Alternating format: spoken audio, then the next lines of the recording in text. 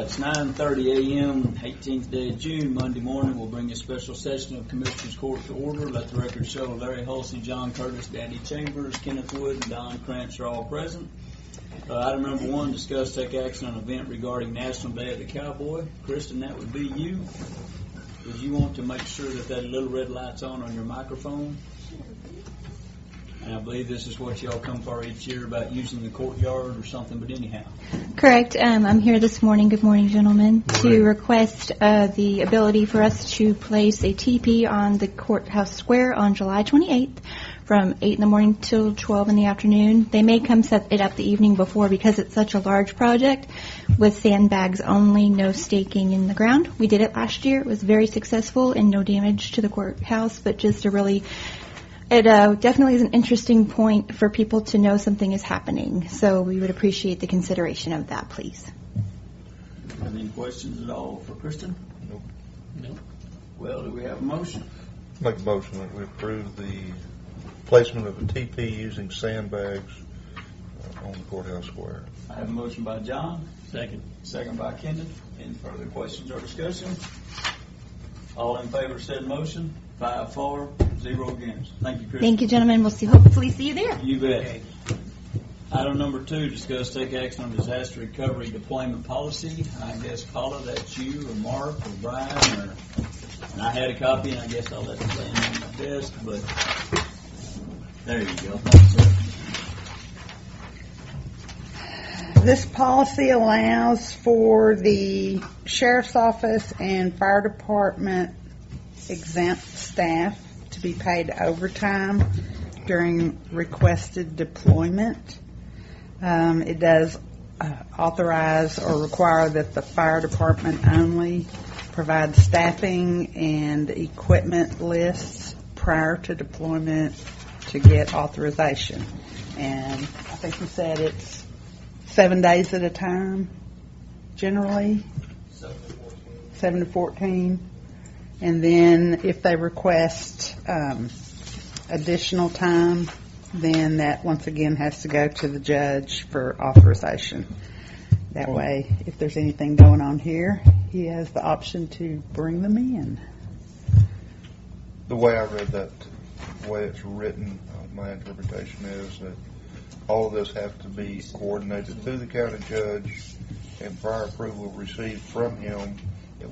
Plus, if extensions are requested, they have to be pre-approved prior to the Correct, and that's for Fire Department only because, of course, we have some controls in place. Yes. Okay. On what equipment is taken and Right. all that good stuff. Yes. We have been doing this. We just hadn't been able to pay them and get reimbursed for the overtime. And it will come out of general fund until reimbursement is received. Correct? And the reimbursements be deposited back into the general fund. Okay.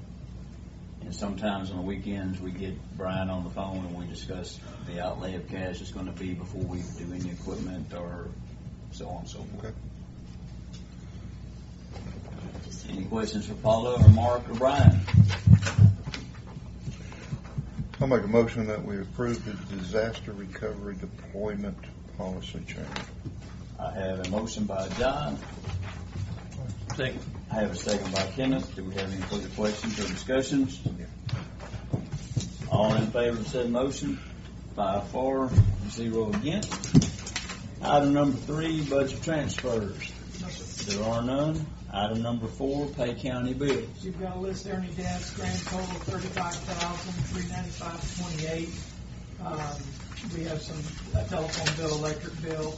The only real big item of note is the Classic Chevrolet. That's to purchase the truck for the golf course. They sent a tin of cookies, and then they sent their invoice, and then they called the next day, want to know if they come right if you pick up the check. So Illegal. I was afraid they were going to take back their cookies. So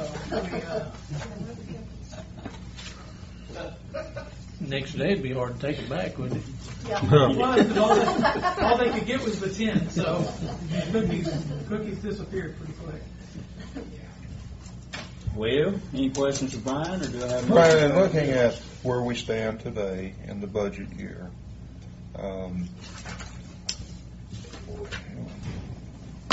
do you see anything that's out of Kelter? The only thing that's of concern is the fact that our contingency fund has been hit several times during this year, and it is down to, I want to say like 68,000 or something. So, I mean, careful planning for the rest of this year and not tapping into contingency is really a necessity.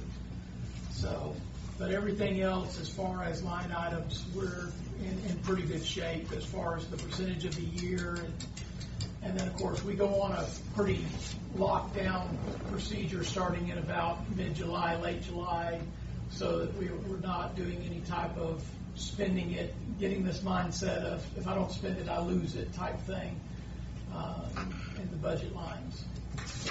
Well, I don't recall. What was our contingency total?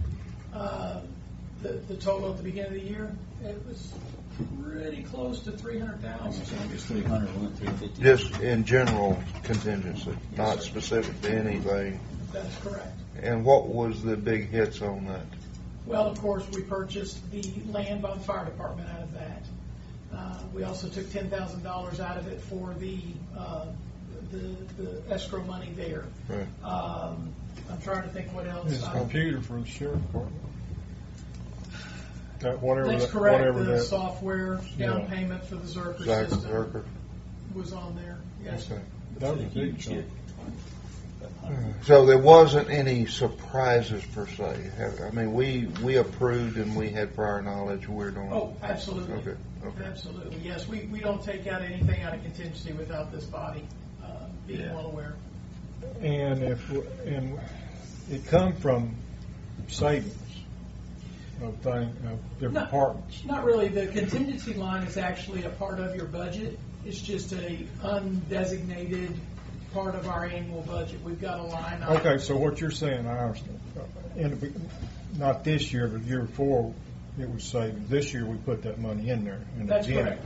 But we come up with it the year before. And we have a funded savings. contingency line item just And we'll because probably have more put in there Right. after this year. because we get so tight on our budget lines now that if anything does come up from a $5,000 deductible on an insurance claim or something, we've got to have, something without having to open the budget back up.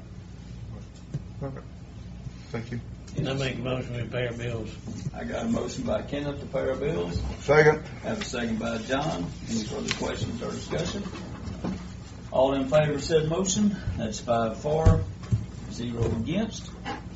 At this time, we will retire into executive session and discuss lease and sale of real property.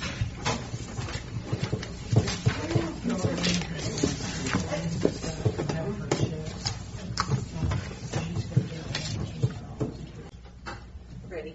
All right, it is 10:12. Somervell County Commissioners Court has returned back into regular session. And do I have a motion to make on executive session? Yes, I'd like. Motion to solicit RFPs from real estate brokers for the sale of approximately 1.24 acres of Somervell County property located at 301 Bo Gibbs Boulevard. And these should be in by July the 9th, no later than 8:30 a.m. 2018. I have a motion by John. Second. I have a second by Larry. Any further questions or discussion? All in favor of said motion? That's 5 for, 0 against. And then do I have another motion? I didn't forget what it was then. 90 days. Oh, yeah. I make a motion that the judge prepares a letter for 90 days termination Chamber of with Commerce. the Chamber of Commerce, and them also pay for electricity in that 90 days, or all utilities. I have a motion by Kenneth. Second. Have a second by Don. Any further questions or discussion? All in favor of said motion? That's 5 for, 0 against. Well, Kenneth, do I have I'll another make a motion? motion that we adjourn this meeting. I have a motion by Kenneth. Second. I have a second by John. All in favor? 5 for, 0 against. Thank you, gentlemen and ladies.